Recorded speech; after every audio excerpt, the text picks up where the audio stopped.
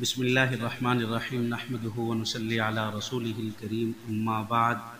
اللہم صلی علی محمد النبی الأمی وعلی آلہ وسلم تسلیما۔ احباب کرامی، آج ہمارا یہ شرح عقود رسول المفتی کا 24واں سبق ہے، اور اس 24ویں سبق میں ہم آج جو پڑھیں گے، آج یہ مسئلہ پڑھیں گے کہ کیا کوئی شخص ضعیف روایت پر خود بھی عمل کر سکتا ہے یا نہیں کر سکتا۔ یعنی جیسے کوئی مفتی ہے، اپنی ذات کے متعلق کوئی کام ہے، تو وہاں کوئی ضعیف روایت کے جس کے اوپر وہ فتویٰ نہیں دے سکتا، تو کیا، کیونکہ جیسے ہم نے پڑھا ہے کہ پیچھے ضعیف روایت پر فتویٰ نہیں دے سکتے، تو کیا وہ اس ضعیف روایت پر اگر خود عمل کرنا چاہے تو عمل کر سکتا ہے یا نہیں کر سکتا؟ دیکھیں، خود وہ عمل کر سکتا ہے، اور یہ اس صورت میں ہے کہ جب اصحاب رائے میں سے ہو۔ عام انسان کے بارے میں علامہ بیری علیہ رحمہ الاشباع اشارے جو ہیں الاشباع کے، وہ فرماتے ہیں کہ میں نے یہ مسئلہ کہیں نہیں دیکھا، لیکن ذی رائے کی قائد کا تقاضا یہ ہے کہ عام شخص کے لیے یہ جائز نہیں ہے۔ یعنی عام آدمی جو عوام الناس میں سے مقلد اور ناقل ہے، تو وہ شخص ضعیف قول پر عمل نہیں کر سکتا، لیکن اگر عالم ہے اور نصوص اور اخبار کے قرآن و حدیث کے معنی کی معرفت رکھتا ہے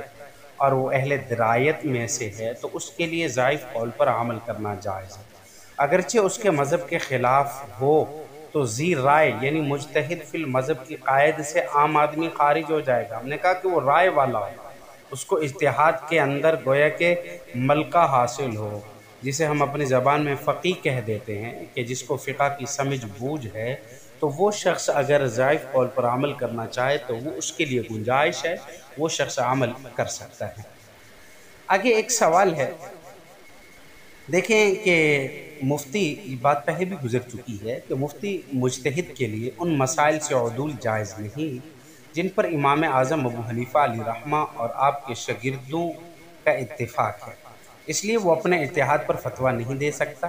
کیونکہ ان حضرات نے دلائل کو پہچانا اور صحیح ثابت اور اس کے غیر میں امتیاز کیا، اور اس مجتہد مفتی کا اجتہاد ان کے اجتہاد کو نہیں پہنچ سکتا۔ یہ بات فتاوی خانیہ کے حوالے سے پہلے گزر چکی۔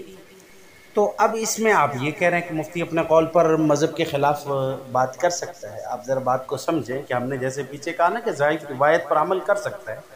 اور جبکہ ہم پڑھ چکے ہیں کہ مفتی اپنے امام ابو حنیفہ اور ان کے شاگردوں کا جہاں اتفاق ہو اس سے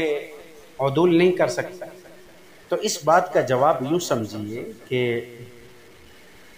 یہ بات اس شخص کے لیے ہے جو اپنے غیر کو فتویٰ دے۔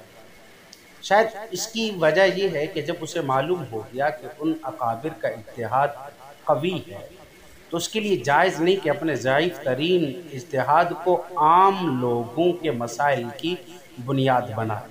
یا اس کی وجہ یہ ہے کہ سائل اس کے پاس اس امام صاحب کے مذہب کے مطابق فتویٰ لینے آیا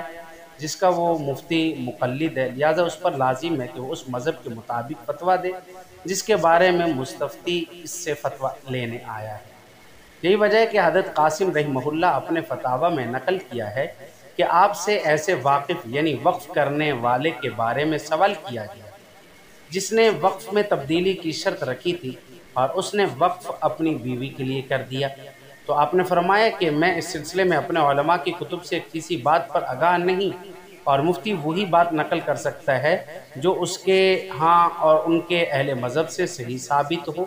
جن کے مذہب پر وہ فتویٰ دیتا ہے، اور مستفتی اس سے اس بارے میں پوچھتا ہے جو اس کے ائمہ مذہب کا قول ہے،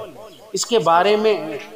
جو اس پر واضح ہو، روشن ہو۔ تو اس لیے کہا کہ دیکھیں، اگر یہ فتویٰ امام صاحب کے قول پر کسی غیر کو فتویٰ دے رہا ہے تو اس وقت تو امام صاحب کے قول سے عدول نہ کرے، لیکن اگر اپنی ذات پر اور عمل کر رہا ہے اور خود مجتہد ہے اور خود صاحب رائے ہے، تو اس لیے آپ خود اس پر عمل کر سکتا ہے، خود ضعیف قول کو روایت کے طور پر بنا سکتا ہے۔ جیسا کہ کہا گیا نا کہ کیا قاضی ضعیف قول یا غیر مذہب کے قول کے مطابق فیصلہ کر سکتا ہے، تو علامہ شامی علیہ رحمہ فرماتے ہیں کہ قاضی نہ تو ضعیف قول کے مطابق فیصلہ کر سکتا ہے، اور نہ ہی غیر کے مذہب کے مطابق فیصلہ کر سکتا ہے، کیونکہ قاضی نے جو فیصلہ کرنا ہوگا وہ فیصلہ غیر کے بارے میں کرنا ہوگا، اپنی ذات کے بارے میں نہیں کرنا ہوگا۔ دیکھیں اگلا ایک سوال ہے کہ کیا مجتہد مفتی ذاتی عمل میں اپنے اجتہاد کو اختیار نہیں کر سکتا؟ اس کا جواب یہ ہے کہ اپنے ذاتی عمل میں اس کے لیے جائز ہے کہ وہ اپنے اجتہاد پر عمل کرے، اس کے لیے جائز ہے کہ وہ اپنے اجتہاد پر عمل کرے، اگرچہ اس کے مذہب کے وہ خلاف ہو، لیکن یہ اپنے اجتہاد پر عمل کرنا وہ ہے کہ جو صاحب مذہب بھی ہو۔